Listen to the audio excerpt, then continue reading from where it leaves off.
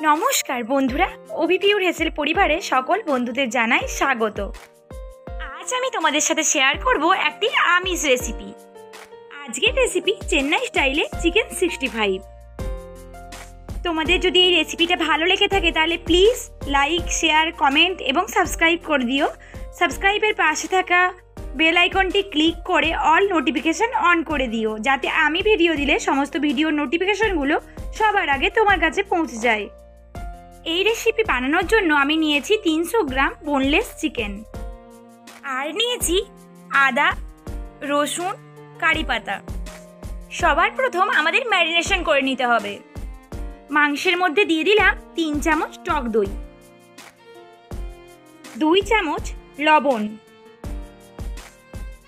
কুচি করে কেটে নেওয়া কারি পাতা, 2 চামচ আদা রসুন বাটা, 1 চামচ গোলমরিচ গুঁড়ো, 1 চামচ জিরে গুঁড়ো, 3 চামচ কাশ্মীরি লঙ্কার গুঁড়ো।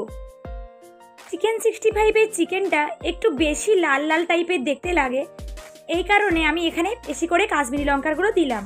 কিন্তু দোকান বা রেস্টুরেন্টে ফুড কালার ইউজ করা হয়, কিন্তু ফুড কালার আমাদের শরীরের পক্ষে ক্ষতিকারক, তাই আমি দিলাম না। ম্যারিনেশন আমার কমপ্লিট। আমি 1 ঘন্টা ওপরে একটা ঢাকনা দিয়ে রেখে দিলাম। 1 ঘন্টা পর আমি এর মধ্যে দিয়ে দিলাম 4 চামচ কর্নফ্লাওয়ার, 2 চামচ চালের গুঁড়ো। খুব ভালো করে ম্যারিনেশন করে নেওয়া মাংসের সঙ্গে এগুলো মাখিয়ে নেব। দেখো, মাখিয়ে নিয়ে আমার পুরোপুরি কমপ্লিট। এবার গ্যাসে কড়াই বসিয়ে দিলাম। কড়াই খুব ভালোভাবে গরম হয়ে গেলে দিয়ে দিলাম সাদা তেল।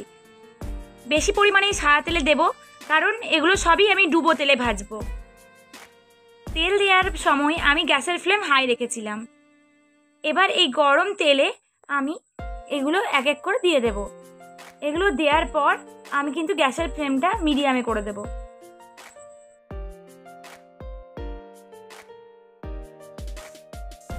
মিডিয়াম টু লো ফ্লেমে এগুলোকে ভেজে নিতে হবে। মাঝে কিন্তু একটু উল্টে পাল্টে দেবে।